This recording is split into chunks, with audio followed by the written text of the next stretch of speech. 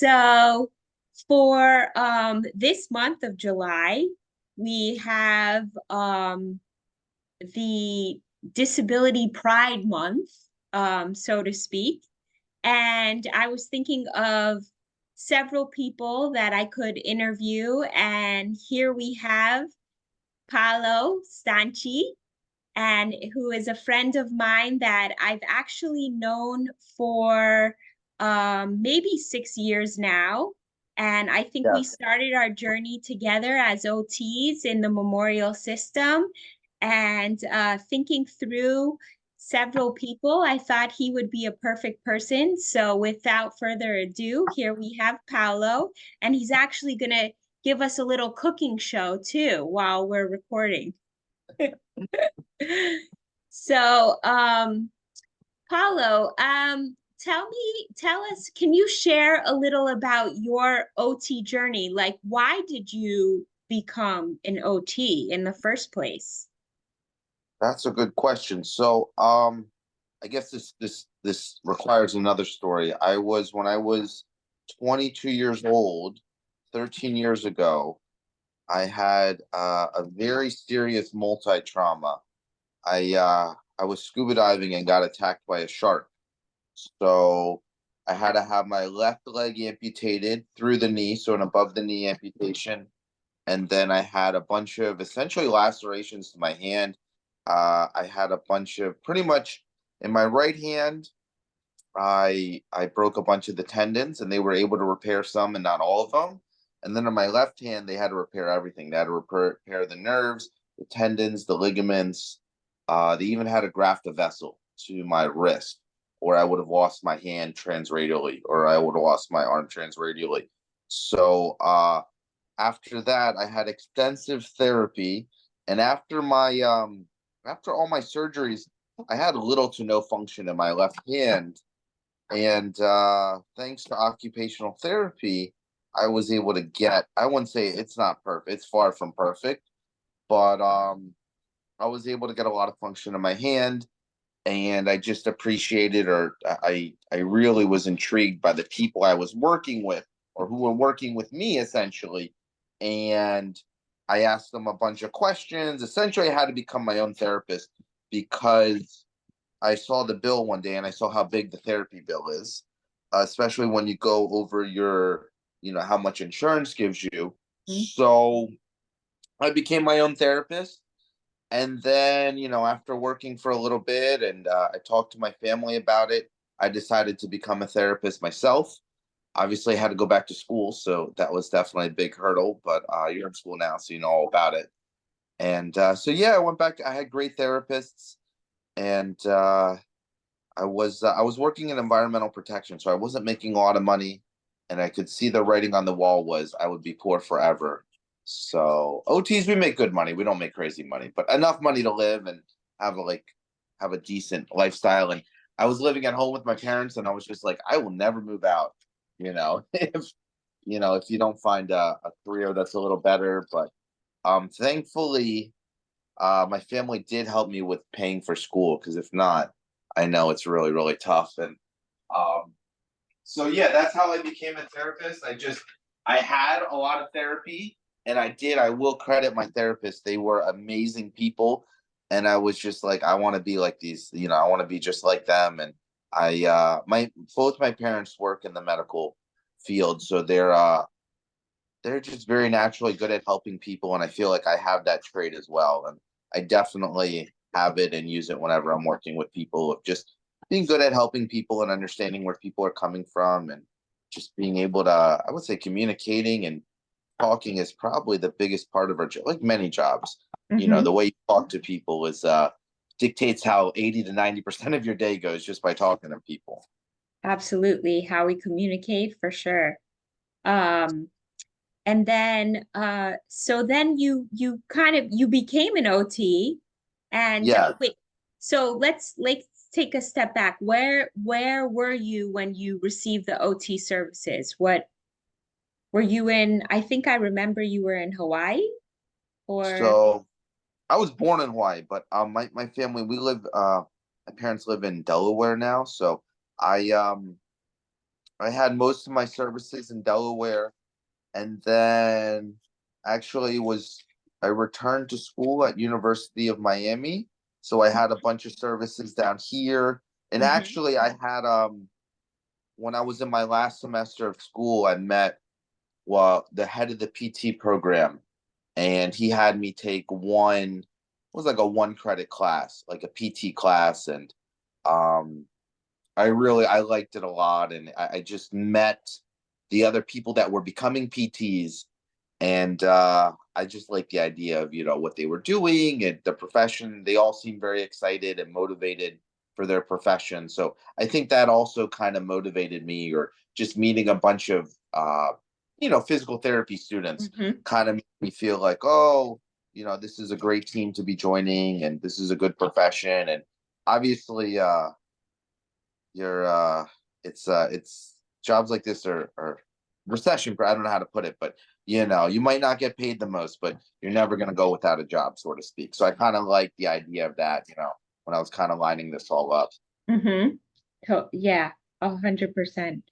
And then you became an OT, Yes. and now you transitioned into adaptive sports. So how did you get on that journey? A little bit of luck and just meeting the right people. So when I was in school, they made us volunteer.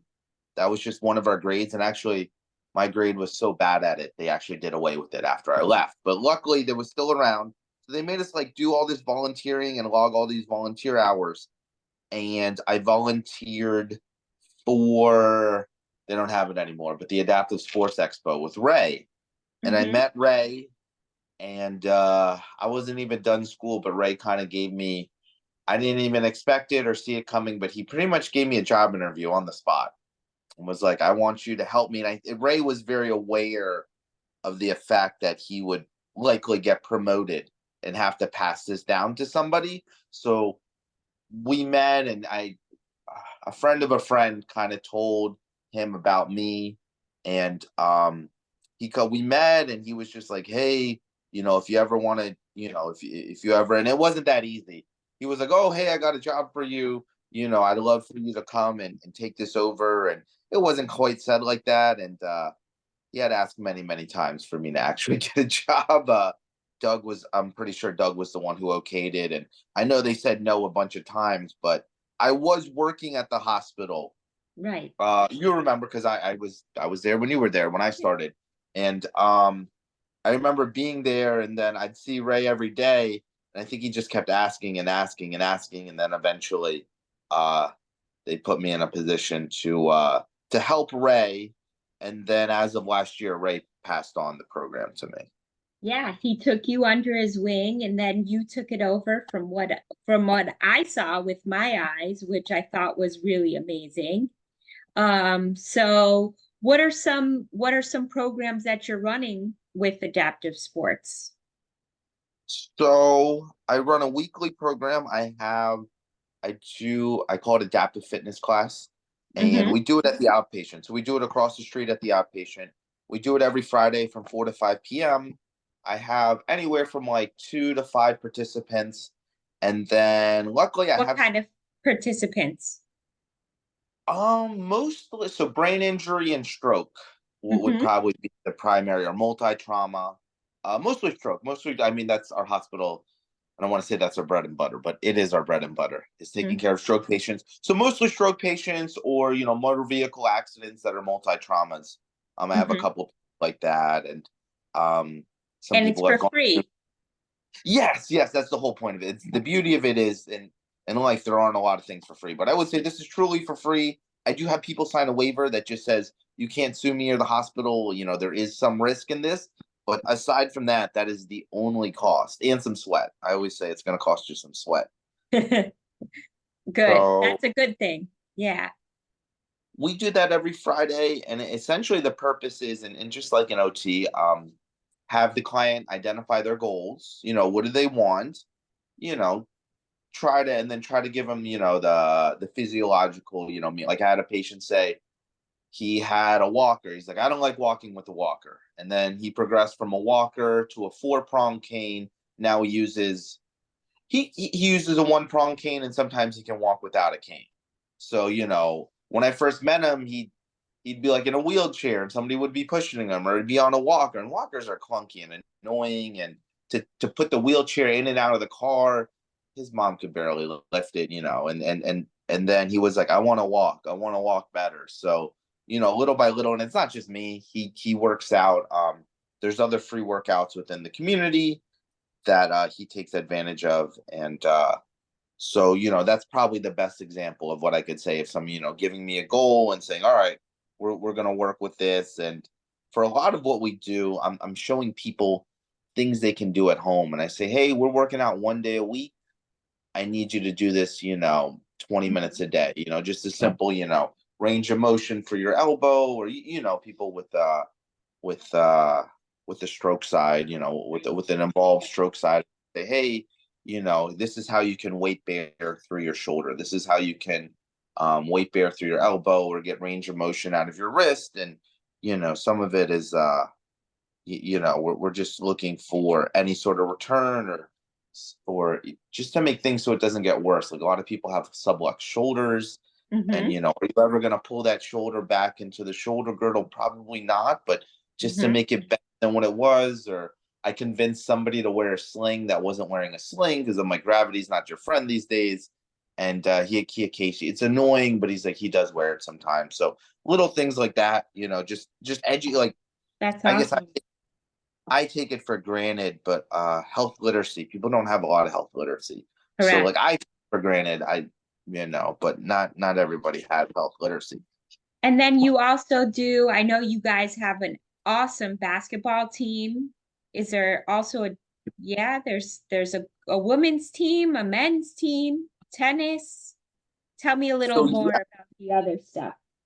so so we financially support our we have, I think it's grown to one, two, three, four. We have this upcoming season, it's the off season right now, but this upcoming season, we're going to have 5 teams. So we're going to have Division 1, Division 2, Division 3 men's. Women can play there. We have an Mhm. all women's team, which is, I believe it's the only team in all of Florida.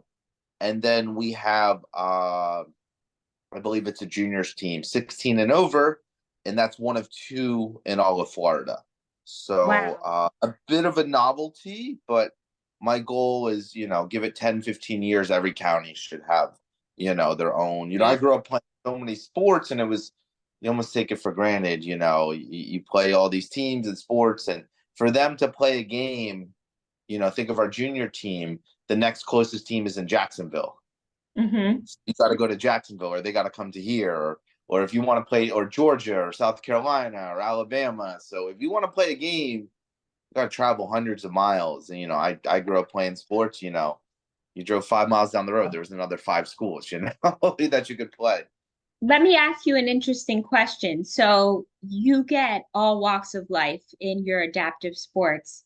Do people look at you and say, "Oh, that guy, he's got a prosthetic leg. He doesn't understand. He doesn't understand what it means to have a disability." Do you get Um, that or yeah, crazy. I mean, this is kind of a side note. I did my first international surfing competition 2 weeks ago. Just got back 2 weeks ago. And nice? I learned really quickly, and I kind of knew this beforehand, and they have different divisions for it too. Um, so people who are from like first world countries like the United States or Australia or Japan, Mm-hmm. we have prosthetics, and we surf with prosthetics. And then you meet a lot of people who are from different countries, who prosthetics aren't really a thing. So, you'll have people surfing without prosthetics. And I remember going there and talking to some people, and some people I could just tell, or they would just say, you don't need that prosthetic to surf. You can surf without it. Why do you need it?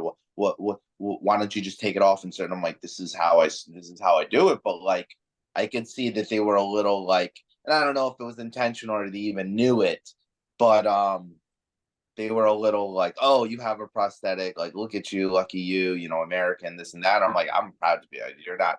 you're not going to make me unproud to be American right now, but yes, I'm I'm aware of what's going on around me. Yeah, but there was that judgment, that you weren't even thinking that that perception would even come up. And then you put yourself in that circumstance, and it was pretty different than what you would imagine, which is interesting. Do you consider yourself a disability advocate? Um, Not until you said it. Not until you texted me today, and I Huh? was like, "Of course, I'm gonna." I never thought of myself like that, but I don't think I'm not like I wouldn't say, "Oh, I'm not a disability." I don't like. I don't go out of my way to be like, I'm not going out of my way to drive to Tallahassee and talk to a congressman or something like that. That's what I when I think the word advocate. That's what I'm thinking. But like, just in everyday life, you see something Mhm. or you're just sometimes like I was like somewhere once and I feel like it wasn't I was at a restaurant, I felt like it wasn't very accessible. And I just told I don't know, I told the manager like, hey, I got around fine, but somebody else who has a little more trouble, this is going to be a barrier for them being your customer. And the guy, I was like, I'm not trying to like, I'm not calling any code enforcement on you, but like, I forget where I was, and I was just like, hey, like this ramp is way too steep, you know. Mhm. And Mhm. this is not 12. I didn't say 12-to-1 ratio, but I was like, this is not Right. 12-to-1 ratio, and broke out my tape measure. I just said, this is steep. And I think it was raining. So I was like, this is steep and wet. I said, somebody in a chair is not going to get up that incline. Like me, I used the handrail. I'm lucky. I could just grab a handrail and kind of Mhm. just cut my way up the stairs or whatever they had. But I just remember, or like, you go somewhere and the elevator's broken. Like one of the people in my fitness class, I don't know if this is advocating or what, but he lives on the third floor and his elevator broke. And for 3 weeks, he was like a prisoner of his own apartment. And I was like, look, you got to, I just told him, like, you got to find a first floor apartment. I know he's on fixed income and that, it's not easier said than done, but I'm like, this is borderline dangerous for you. And just, so I've never really thought of myself as an advocate, but like, I'm not going to see something and say nothing. Right. There's a lot of occupational injustices that we see around us all the time. And the little bit that we can shed light on that as OTs, it does make a difference. So, um, like I know, for example, you do those support groups every month. Yes, You're there. I do the support groups every month, and And the what, main goal of that is just to let people know what's out there, let people know the resources. I know in my situation, I never planned on having an injury. So when you wake up and you're injured, um, you don't really have a game plan, or you don't really know. You got to start really from scratch and in the dark, and that's why a lot of people have helped me and kind of given me information. So I'm always a firm believer of like pass keep, you know, somebody crawled so I could walk. I'm gonna walk so somebody can run, and I like the idea of, kind of paving the way for other people. Paved the way for me. So I like the idea of, if somebody's a new injury, you can essentially pave the way or just give them a little bit of light, because it's when you go through a life-changing injury, things are pretty dark and you're just a lot of confusion, a lot of just thank God I had my parents. If I didn't have my parents, I would have been lost. But thank God I had my parents and just some people looking out. And not everybody has that. That's another thing. Not everybody has that. And I do realize that when I talk and work with people, that not everybody has resources or a family that's in their corner, ready to fight or, you know, give whatever they need to. well, it's so beautiful. I mean, the from the adaptive sports and all the stuff that you shared with me over the years, and then seeing you sometimes at Sabrina's when we have at the in the past, um, you are, even though you may not be a big name advocate, even the little things that people do make a huge difference. So you are making a difference in someone's life, and I commend you for that. And that's why I thought of you today, especially for this month of recognizing the pride in disabilities and embracing people and letting them feel more independent and getting out there and doing things for themselves. So you do that on a day to day. You live and breathe it. So any last words of wisdom for us?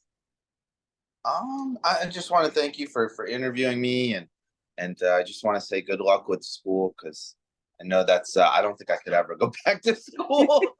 I don't think I'll I let you could know. ever. I'm happy I did the whole school thing, but like it's a lot, and I always just figure like there has to be an easier way, but like I'm happy I did it and everything, and yeah, I just I kind of knew after I got injured, I kind of knew I would take on. I didn't want to at first, and at first, things are hard, or you got to find your independence, or really find your confidence. But then after I kind of started being me again, I knew that like I would help pave the way for other people, or I knew I would just help other people in whatever capacity I could. And it's I work because I only work part-time at the hospital. I work part-time with kids in school, or autistic kids, being an OT. So I really hard though, but I really do like that role. And you definitely every kid I work with, I help tremendously. Like I don't every kid's so different, but like I don't think like every parent teacher conference I've ever had, I don't think the parents have like I don't think the parents have ever had a problem, or that everyone's very, very excited that I'm working with their kid, and I really do appreciate that. Like nobody, like people question you, or like they'll tell you what to do, but like nobody's ever told me like, oh, you're like ruining my kid's experience in school, or obviously I'm making it better, you know. Yeah, for sure. I totally. You're enhancing people's lives all the time. So what are you cooking?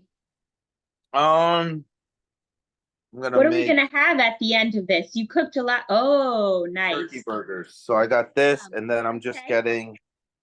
I'm just getting the seasoning. So trying Beautiful. to